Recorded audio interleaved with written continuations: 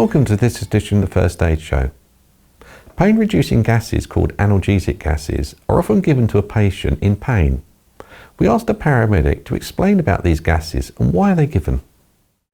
So within our kit and our drugs bag, we have various types of pain relief, analgesia, that we can give to our patients. And we tend to follow, starting with the most appropriate type of analgesia that can be given and the lowest level, and then we can increase it until we get to an effective level for the patient.